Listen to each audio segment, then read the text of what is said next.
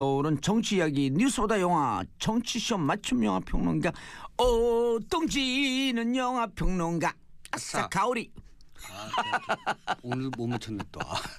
그 가오리를 할 때가 있고 안 할 때가 있고 그래요. 내 맘. 영어로 내 맘을 뭐라 하는 줄 알아요? 영어로 It's my mom. 영화 많이 보셨어요? 못 봤어요. 요즘 바쁘시죠? 네. 네, 기억의 밤? 네. 그게 무서워서 못 볼 것 같아. 요거요. 두 형제와 네. 부모가 이사를 와요. 새 집에. 오. 근데 부모님은 문성근 씨, 나영희 씨예요. 네. 생기기도 무섭게 생긴 네. 사람들. 문성근 무서워. 네, 전해드릴게요. 네. 네. 다 듣고 있어요. 네. 성근 형 내가 하는 거 다 듣고 있어. 성근 형 무서워요. 그리고 이제 큰아들이 김무열, 네. 둘째 아들이 강하늘이에요. 예. 이사를 와요. 이사 오는 도중에 그 차 안에서 식은땀을 흘리면서 강하늘 씨가 깨요. 꿈을 꾸다가. 근데 이제 뭔가 하여튼 좀 아파요. 이 친구가. 네, 약간 신경쇠약증이 있고. 이게 신이 내린 거구나. 아니 심신이 좀 아파요. 근데 어쨌든 새로운 집에 이사를 오는데 집이 좀 묘해요. 그리고 그 방 하나를 못 들어가게 돼 있어요. 왜냐하면 그 주인이 거기다 네. 짐을 넣어놓고 갔다면 들어가지 말라 그러는 거예요. 그럼 문이 잠겨 있어요? 잠겨 있지도 않아요. 근데 이제 밤마다 꿈을 꾸는데 그 방문이 끼익 열리고 누가 오는 것 같고 그렇죠. 그리고 또 갑자기 소스라치게 깨면 같이 자던 형이 나가는 거예요. 그래서 어느 날 형을 쫓아가 보니까 형이 아닌 거예요. 하여튼 얘기가 여기까지. 그런데 이제 제가 이 영화에 대해서 깜짝 놀란 것은 이렇게 공포스러운 부분이 있구나. 예상치도 못하게 이런 거 하나 하고 이게 상당히 정치적이고 사회적인 영화예요. 그래요? 네. 그래서 근데 무서워요. 일단 너무 떨려 지금. 그리고 그래서 슬퍼요. 뒷부분에 가면. 그래서 저는 성근 형이 좀 슬퍼요. 좀 슬프게 나와요. 네. 왜냐하면 약간 그 예상치도 못하는 반전 속에서 다른 인물이 되거든요. 네. 그래서 이제 그렇군요. 역설적으로 슬퍼요. 근데 영화는 재밌어요? 저는 올 하반기에 나온 그 작품 가운데 가장 흥미롭고 가장 문제작이라고 생각합니다. 저는 그 생각지도 못했고요. 예. 사실은 장항준 감독이 예전에 라이터를 켜라, 불어라 봄바람 등등 해서 좀 유머러스한 영화들을 많이 만들었거든요. 코미디 영화의 어떤 그 새로운 그 경지를 만든다 뭐 이런 모토를 갖고 있었던 감독이고 사실은 TV 버라이어티 쇼를 통해서 많이 나왔던 많은 대중들에게 사랑을 받았던 감독이고요. 라디오 쇼에서도 사실은 입담이 좋아서 인기가 참 좋죠. 그리고 TV 드라마 예를 들어서 시그널 같은 조진웅 씨 나왔던 이재훈 씨하고 나왔던 이렇게 시대가 그 교차되는 시대가 이렇게 통신되는 그런 내용의 드라마였었죠. 그러니까 그 드라마의 초기 연출도 했었고 재능이 굉장히 많은 그런 감독인데요. 드라마 사인도 했었네요. 네. 제가 봤을 때 공포 영화를 만들 거라고 생각하진 않았어요. 그리고 저는 어떤 느낌이었냐면요. 영화를 보기 전에 공포 영화 속에도 장항준식의 유머가 있을 것이다. 유머가 없어요. 그리고 없어요? 저를 초반에 깜짝 놀라게 했고 그러니까 팝콘을 던지잖아요. 사람들이 너무 놀라면 보다가. 던졌어요 진짜? 극장에서 그렇죠. 네. 커피 저 코카콜라 던져서 뒤집어 쓴 적 있어요 저는. 그렇죠. 그러니까 앞에 상당히 그 괴기스럽고 공포스러운 공포 장르를 넣었다가 뒷부분에는 사실 미스테리로 바뀌면서 정치적이고 사회적인 드라마로 바뀌는 거죠. 이게 시점이 이 강하늘 씨가 시기를 착각해요. 지금 그러니까 머릿속이 잘못돼 있단 말이죠. 그러니까 기억의 밤, 기억을 못하는 거잖아요. 1997년으로 가 있어요. 지금의 배경인데 2017년인데 이 사람은 1997년으로 가 있는 거예요. 자, 1997년에 우리가 IMF였잖아요. 가끔가다 우리가 그런 착각은 해요. 2016년 촛불을 들고 있는데 어느 날 갑자기 2008년 촛불인가 하고 잠깐 깜빡해갖고 그래갖고 촛불을 이렇게 자세히 봤더니 그날은 굵은 촛불을 들고 있었거든요 제가. 네. 작은 게 아니고 네. 촛불에 이렇게 써 있어요. 소원성취. 절에서 쓰는 거. 진짜 갖고 나왔어요. 네. 그 착각해서. 그때 마음속으로 소원성취가 이때 MB가 탄생되지 않았으면 이런 것 때문에 그때로 갔나? 네. 실제 싫어해요 이거. 그게 이제 기시감 같은 거죠. 예. 네. 그러니까 여기서 중요한 것은 1997년입니다. 그래서 이 영화의 내용의 모든 비극은 1997년에 외환 위기로부터 벌어졌죠. 그때 생각해 보시면요, 기가 막혔잖아요. 제가 그때 한강대로를 달릴 때 가로등이 꺼졌었어요. 그러니까 깜깜했었어요 거리가. 기억 안 나세요? 그건 기억이 안 나요. 아 그때 차 타고 주무시고 가셨구나. 그렇죠. 전기 아끼느라고? 가로등이 예를 들면 3개 단위로 꺼져 있었어요. 네. 그 기억이 얼핏 나요. 네, 그래서 거리가 굉장히 어두웠었고요. 저도 굉장히 고통스러웠었어요. 저는 그때 사업을 하고 있을 때거든요. 네. 근데 은행을 돈 많이 쓰고 있었어요. 금리가요. 네, 엄청났었죠. 금리가 그때 정상 금리가 네. 10에서 12%쯤이었어요. 네. 그게 2배로 뛰었고 25% 금리를 약 한 1년 반을 버텨내는데 네. 죽을 것 같더라고. 저는 방송국 기자였었거든요. 네. 저 6개월 동안 월급 못 받았었어요. 그리고 제가 그래서 그 경험이 1997년의 경험이 어떤 그 인생에 어떤 교훈을 줬냐면, 그러니까 그러니까 샐러리맨이 봉급을 못 받고 견딜 수 있는 한계는 5개월에서 6개월이다. 그러니까 거꾸로 얘기하면 만약에 내가 사업을 했을 경우에 직원들에게 근로자들에게 월급을 예를 들어 3개월 이상 못 주면 회사는 닫아야 된다. 왜냐하면 그만큼 그 노동자들이 고통을 받게 되기 때문에. 그러니까 저는 저희 기준이 6개월. 그러니까 개인적으로 버티는 기준은 6개월. 6개월은 어떻게든 뭐 예를 들어서 뭐 초기에는 얻어먹고도 다니고 맞아요. 그렇게 하지만 6개월까지 못 버티거든요. 제가 한 가지 더 말씀드리면, 그 보도 기자들은 또 뭐 편집국 기자들도 마찬가지인데 선후배 간에 그런 불문율 같은 게 있어서 후배들이 밥값 못 내게 하잖아요. 근데 이제 밥값이 없으니까 후배들이 밥 먹으러 가자 그러면 밥을 먹었다고 하거나 약속이 있다고 하거나 요랬던 기억이 제가 맞아요. 굉장히 아픈 기억이었어요. 저는 사실은 이게 1980년대에 그 수많은 일을 겪었던 것보다 더 사실은 내상이 많았고 정신적 트라우마가 많았던. 왜냐하면 궁핍해진다고 하는 것이, 그리고 미래 사회에 대한 그 계획을 세울 수 없다는 그 불안증이라고 하는 것이 얼마나 많은 이후에 많은 어떤 정신적인 그런 것들을 겪게 만드니. 저는 아직도 불안증이 있거든요. 제가 예를 들어서 뭐 내년에 어떻게 될지 내후년에 어떻게 될지 불안증이 있는데 그게 1997년에 배태됐던 것 같아요. 그러면서 공황장애가 오는 거 아니에요. 그렇죠. 앞날에 대한 불안감. 네네. 올해 99년생들이 그 대학교 입시를 봤잖아요. 네. 99년생들이 IMF 직후 제일 사회가 어려웠을 때 태어나서. 아하, 그렇죠. 네. 그러니까 아주 그냥 뭐랄까 DNA상에 박혀 있는 부분이 있는 거죠. 그리고 자기들이 촛불을 들어서 정권을 대통령도 끌어냈고, 네네네. 심지어는 수능까지 일주일 연기시켜버린. 아하, 그렇구나. 그 세대예요. 여러 가지 사연이 많은 세대네요. 그거를 자기들이 올렸더라고. 네. 그러면서 너무 불행한 세대인데 우리가 자신감을 갖자. 네네. 촛불을 들어서 정권도 바뀌었고 아무도 하지 못했던 수능도 일주일 연기시키지 않았냐. 네네. 그러니까 좀 슬퍼요. 이게 20년의 간격을 두고 벌어지는 일이잖아요. 그러니까 사실은 우리가 외환 위기라고 하는 것들을 겪었던 그 정치사회적 그런 큰 위기에 봉착해서 그것을 겪고 나서 우리 사회가 과연 그러니까 얼마만큼 정상 궤도에 올라섰는가, 이것을 사실 공포 장르로 보여주는 영화예요. 저는 보고 싶어요. 저는 그래서 장항준 감독이 대단히 명민하게 지금의 시대를 되짚고 있다. 과연 우리는 지금 돌아왔는가?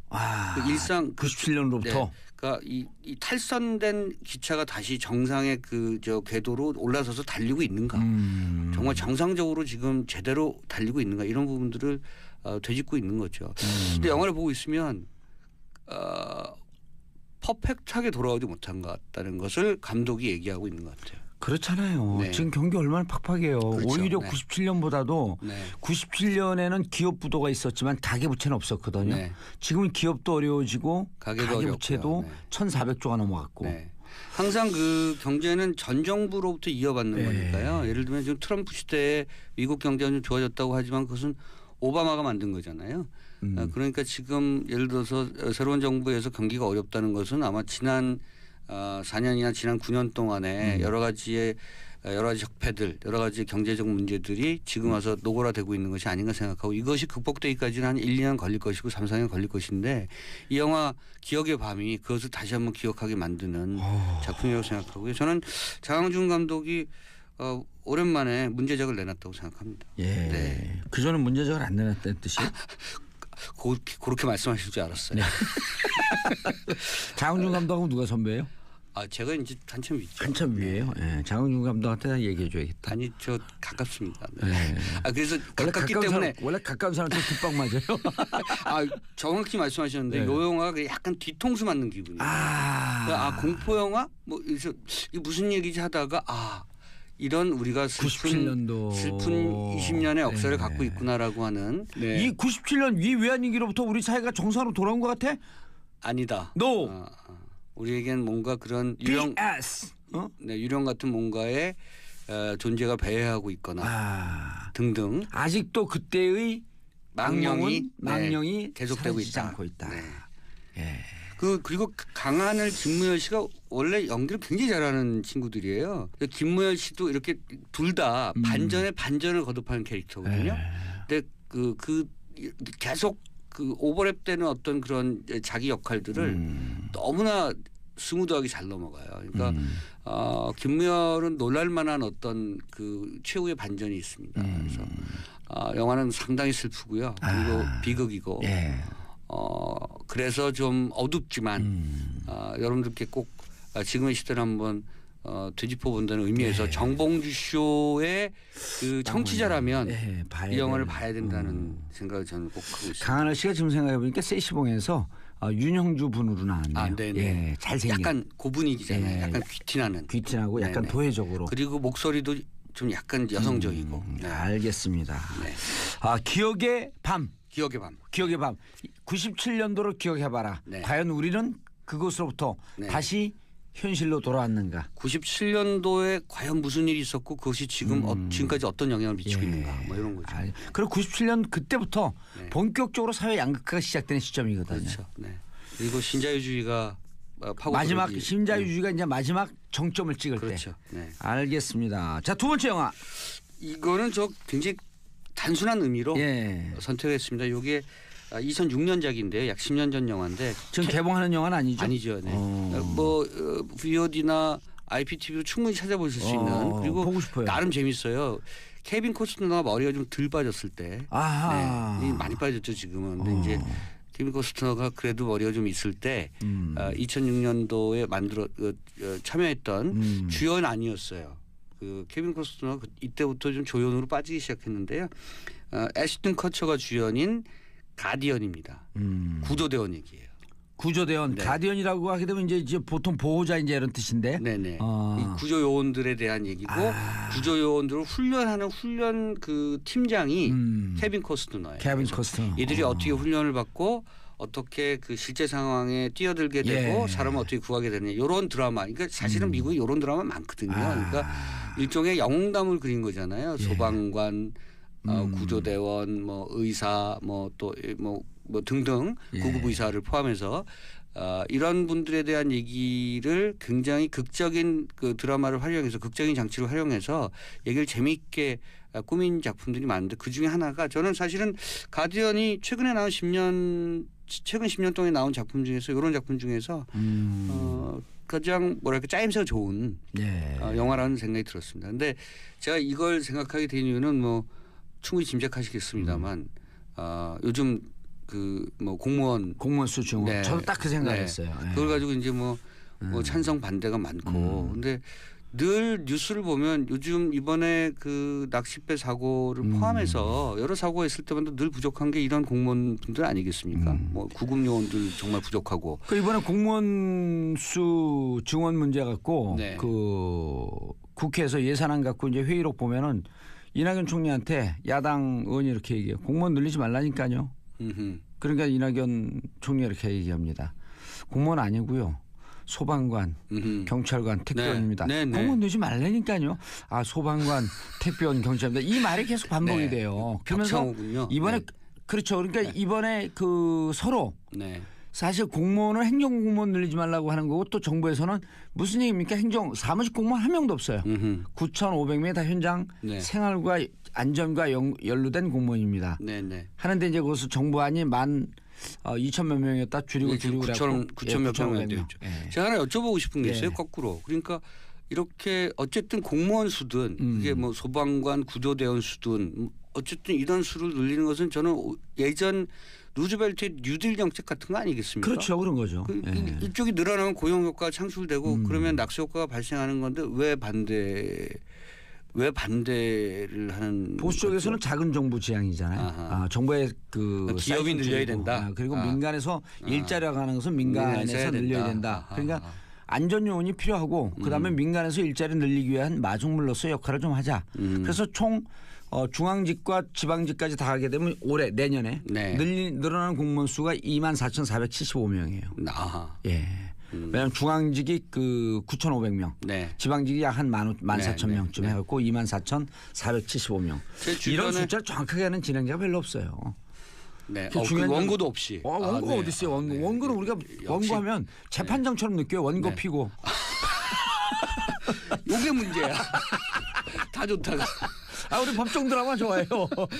어쨌든 제 주변의 그 젊은 친구들 제가 가르친 제자들도 그렇고요. 뭐 지금 일자리 때문에 굉장히 고민하는데 맞아요. 좀 이렇게 좀 확충시켜 주는 게 저는 굉장히 바람직하다고 사회적 생각하고. 대타협을 좀 했으면 좋겠는데 어쨌든 그래서 이 가디언이 영화는 약간 영웅담스럽게 그려내는. 왜냐하면 이게 2005년에 그 허리케인 카트리나가 강타했을 때요. 맞아요. 네, 그때 주민이 3만 5천 명 정도가 됐습니다. 요 주민들을 대피시킨 미국의 해안 경비대 활약상이 대단했었거든요. 그래서 그 활약상의 모습을 다큐멘터리처럼 그리면 좀 재미없으니까 이야기는 항상 누군가 영웅이 되는 게 좋잖아요. 그래서 애시튼 커처가 원래 말썽꾸러기였는데 그리고 이 해안구조대의 그 훈련 과정을 보면 정말 혹독하더라고요. 정말